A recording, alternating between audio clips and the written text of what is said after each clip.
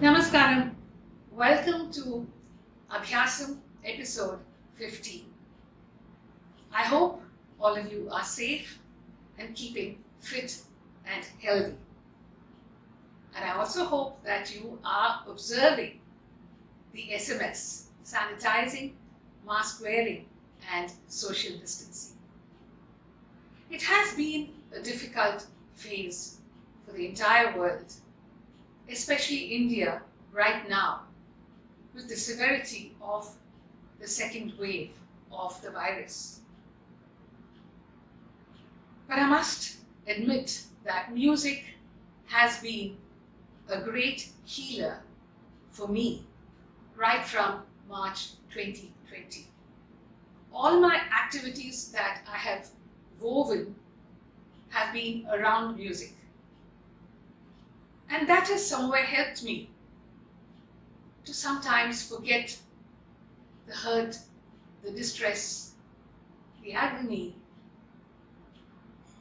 the sadness that is kind of spread around us. What has happened in Abhyaasam? Abhyaasam has been an all-women knowledge series.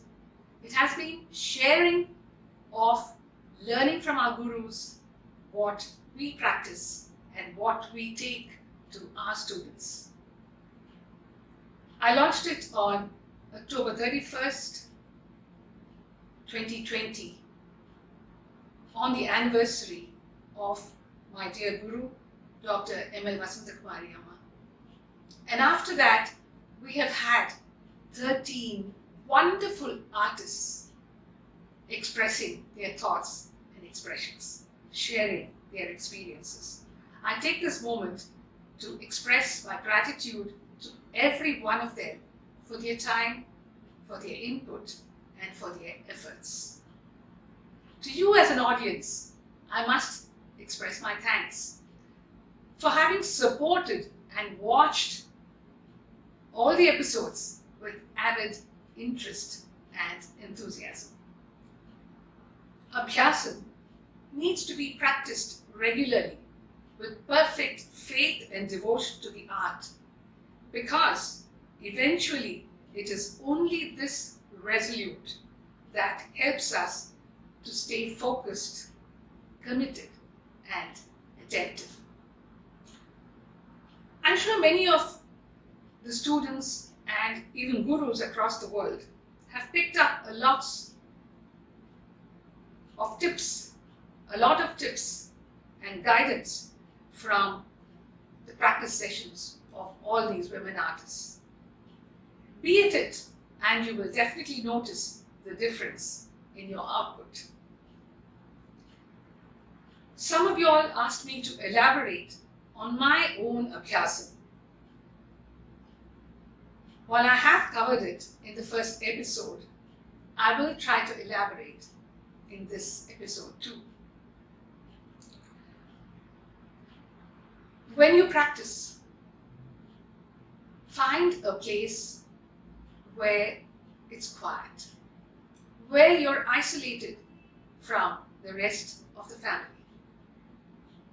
Because that solitude and quietude helps to ignite your creative output. And I think that's very important, especially for performing artists.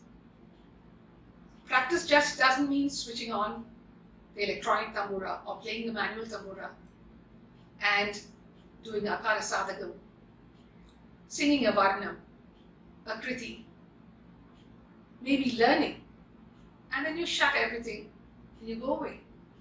To me, practice, every session of practice needs to be meaningful, needs to be productive, so that I can take the next session from where I leave the previous session. Technology can be an amazing aid as long as you don't spend too much time futzing with it.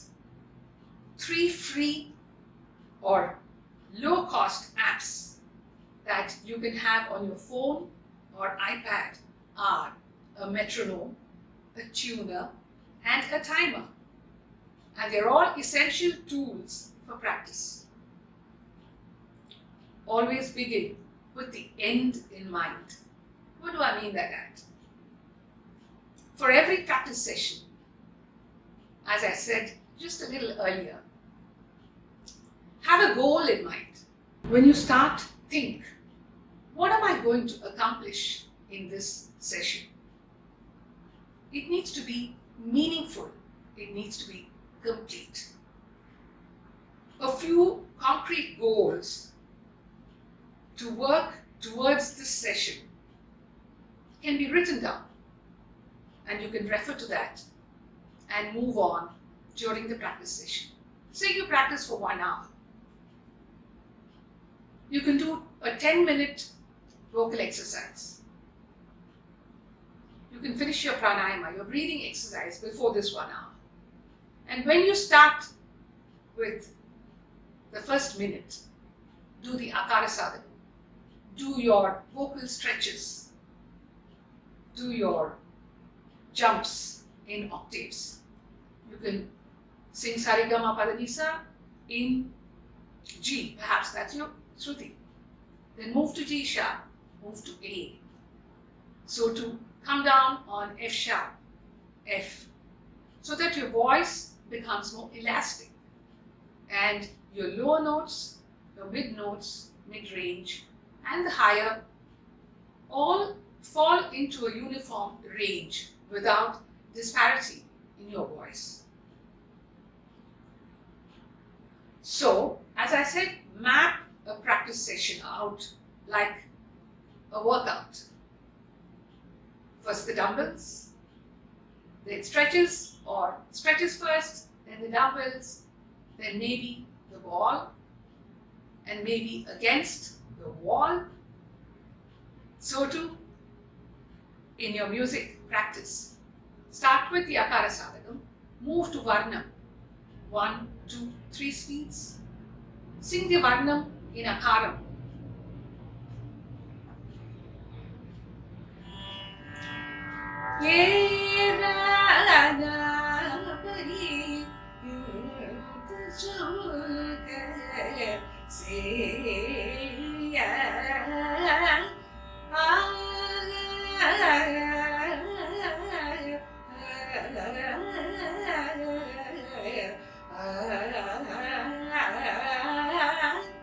You do that. How does that help? I know some of you are thinking that. It helps in raga singing. When you sing the raga, any raga for that matter, any main raga or tiny raga or vakra raga, what you need is the akara shuddham. Many of us tend to go into while singing raga. But if you sing with an open mouth, a little more open, the voice production, the resonance, the vibrance, everything is brighter. And akara singing, akara practice of the Varnam definitely helps in your construction of phrases in raga delineation. Analyze and try to solve your problems. Keep a little bit of time for that. Now, if you have difficulty in a particular raga, if you have difficulty in a particular octave,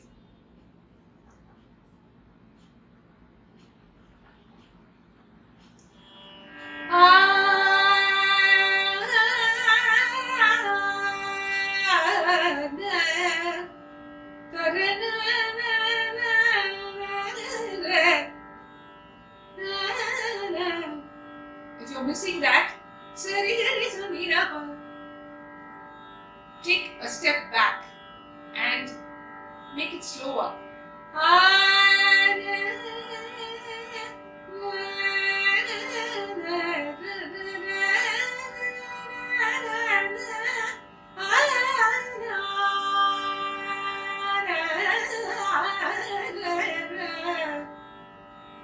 So every phrase has to be clean, there has to be no wastage of expression. My guru MLV Amma used to say, enna speed paadinalo adu vandu swarapadutha mudiyum. Enna briga paadinalo you should be able to notate it. That should be the clarity of voice production when you sing. And hence, if you're singing speedier phrases, faster phrases, and you think you're not in the right rhythm of the phrase, make the phrase slower. Practice it with swaras. Then sing the akara. And then sing the speed that you want to sing. So if you practice 5 times and then you try the speed that you want to sing, it will surely happen. As I said, solve your problems. In some kritis, you might have certain phrases which are extremely difficult. Now, I always had difficulty with my guru's hallmark kriti, Baro Krishniya.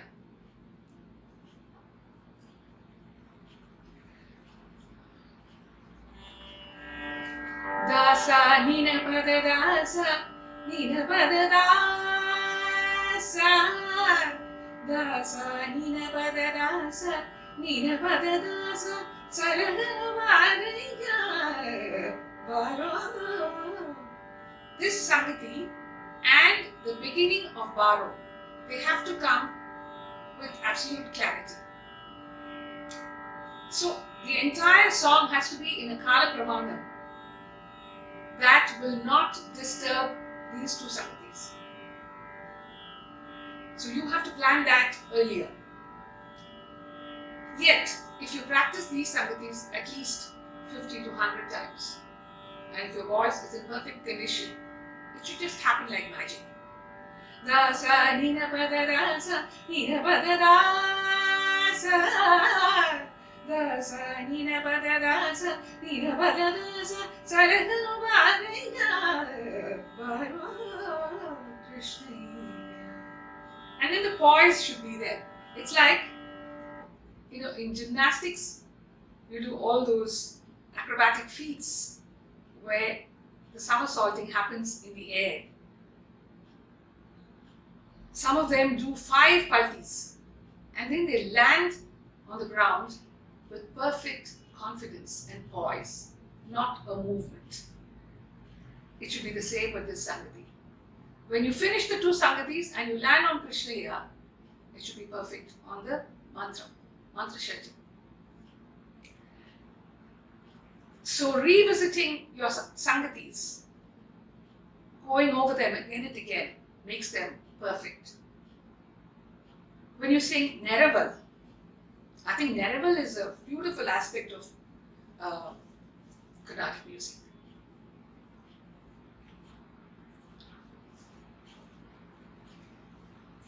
It helps you to sing with repose. You dwell on the same lyrics. Manasuna nike marulu konnanu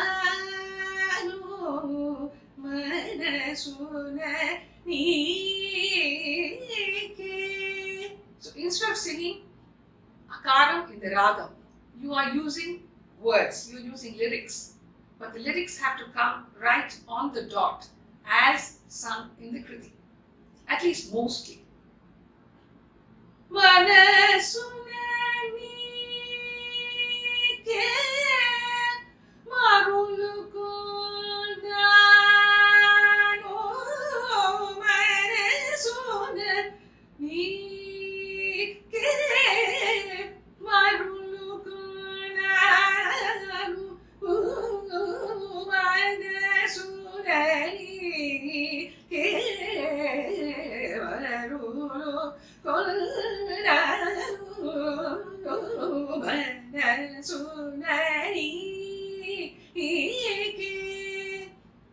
It gives you so much of a rush of joy to land on the takeoff point after you meander around different notes.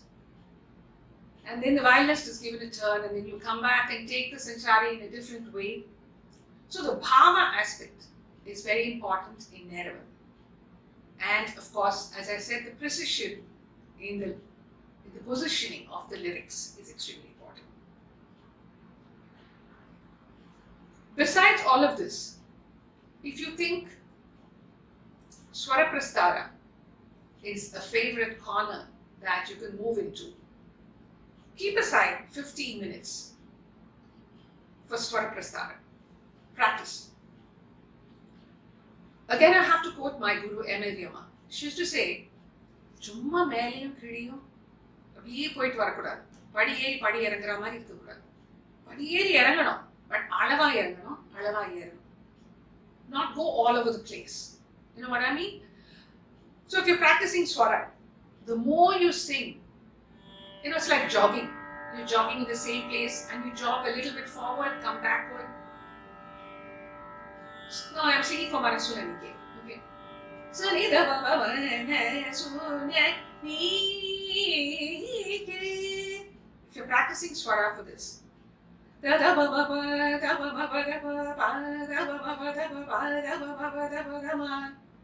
between ga and da or ga and ni, tell your brain it's going to be between ga and ni.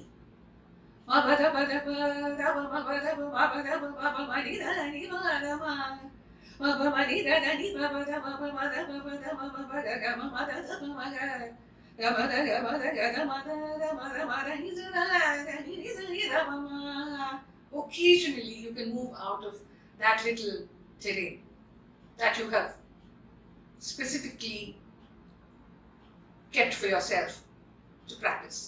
Gani, you can go to Sa or you can come to Re a little bit. Keep on practicing. The more you go over it again and again, it's just like math tables.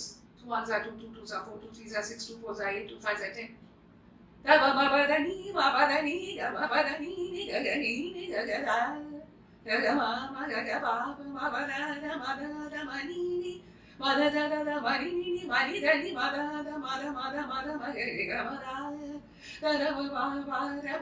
When you do a varjam of pa and then come back to pa, land on the pa, that's another high point that you get.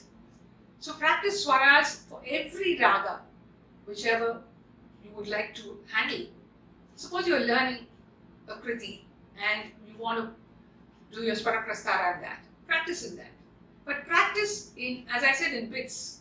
And then when you open yourself out, for a performance, say, or why do we always have to think of a performance? Why don't we sing for ourselves? Yeah? So when you are singing, presenting this kriti with swaras, combination of swaras, then you can open yourself out and then the swaras will just flow like water flows. You won't have difficulty. Sometimes my students ask me, I have difficulty only in arriving at the takeoff point. Takadimi mana suna, takadimi mana suna. So you practice that. Takadimi mana suna. Takatakita mana suna. Tadi inatota.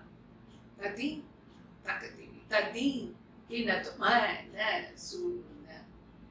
So you manage to increase, keep on increasing. Takadimi, takatakita, tadinginato. Tadinginato, tadinginato.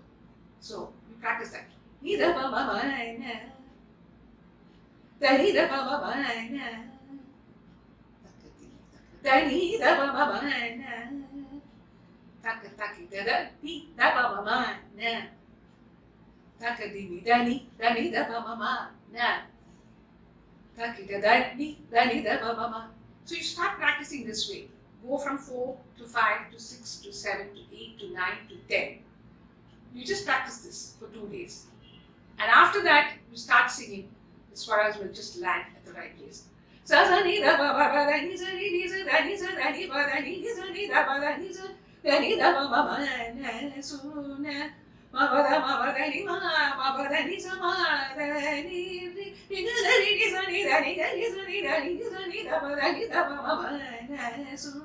You should not plan the Dani Bama.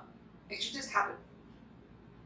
So that magic wand experience happens only if you practice. The more you practice, the more ease happens in the swara singing. When you have concerts, back-to-back concerts, how do you practice? How does one practice? Do you still open up your voice and sing for 1 hour, for 2 hours? Won't that hurt the voice? Yes, of course. This cannot be generalized. What is good for me may not be good for you, and what is good for you may not be good for the third person. Each voice has a range, has a tenacity, has a resilience, has the power of being able to perform every day, and for how long. So suppose you have concerts during the season and you have 3 concerts, or rather 4 concerts together. For the first 2, you can probably practice openly. For the 3rd and 4th, I would prefer that you just do very little exercise, the voice cooling, and practice within. So, which means that you need to put in all the practice and planning well ahead of these 4 concerts. You almost program your concerts and practice it, and then it's like studying for exams together when you're doing your 10th exam or 12th exam and you didn't have all those gaps in between the exams. One after another you had the exams scheduled. What would you do? Sit and learn on that night? No. You would practice, you would learn much earlier, 2 months in advance. You do all your math problems before, all your equations in chemistry or physics, much earlier. And what do you do on the previous night of the exam? Just go over it, right? So it's the same with music. You just go over the lyrics, go over some phrases. Maybe you can open your mouth and sing a few phrases. It's also good to be in touch every day, like exercising every day. That's my take. I mean, there are artists who practice every day, who sing every day, and then go for the concert. But for me, I feel my voice can take only this much. The first 2 days I practice openly, and then I go into kind of internal practice. That's more helpful for me, and that also helps in stabilizing my voice during the actual concert. One of the questions asked by a viewer was, I have come into surgical menopause at age 40, and apart from a long list of wants, I find extreme lack of stamina and concentration and breath.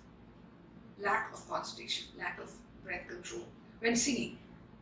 I don't feel I sing the same way as I did before. What should I do? How do I manage this? Yes, for women, it's a very big challenge. This hormonal change that happens at different stages, phases in your life. It's quite challenging, and I think each one of us motivates ourselves to override that phase and come out unscared. When you have a child, when there's childbirth happening, then after that, when you sing, there is a certain change that happens. Even during your monthly menstrual cycle, the voice, you find a small change in the texture of the voice. There is a rasp sometimes, there is a huskiness. These are things that you can't combat with, you can't fight it out, but you can, kind of neglect it and say, okay, it's happening, I will do better. And you just have to inspire yourself to overcome that.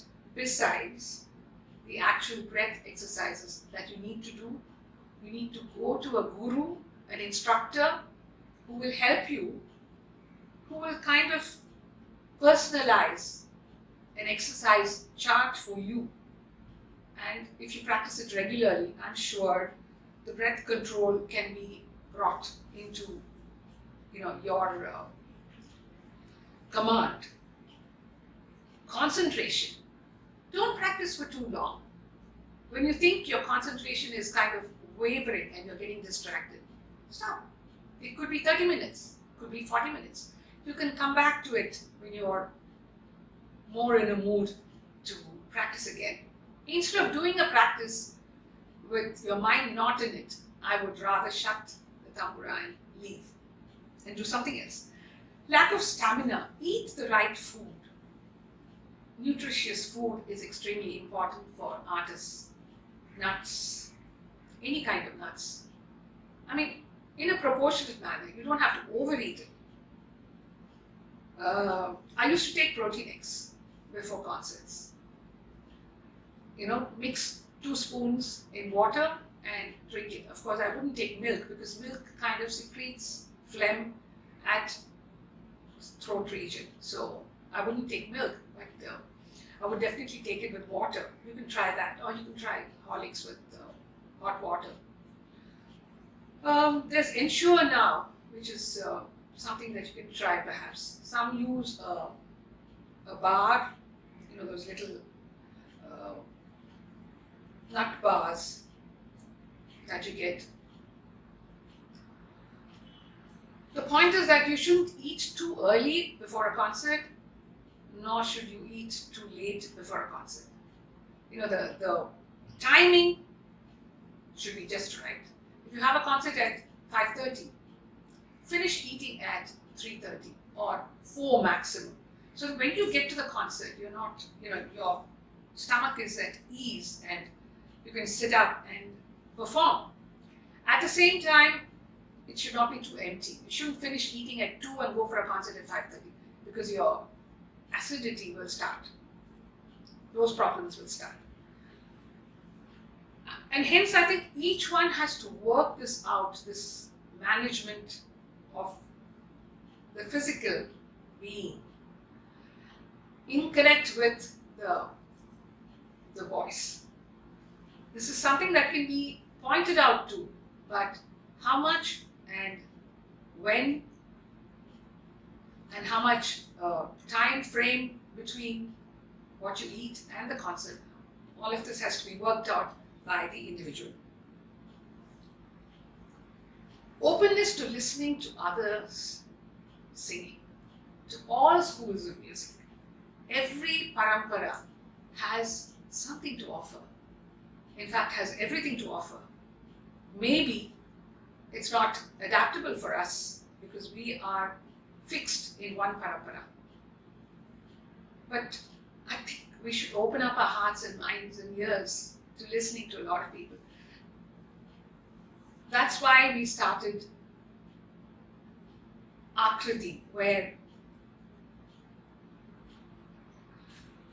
we slated a few artists, wonderful artists, singing for 1 hour, and then we kind of offered this on social media handles with just one kriti, because we also didn't want attention deficit in the audience. So we kind of broke up the 1 hour to different kritis and have been alternating this on Facebook and YouTube as well. And that has had great response too. This was a mantra that my guru, M.L. Yama, told me. She said, always listen to everyone.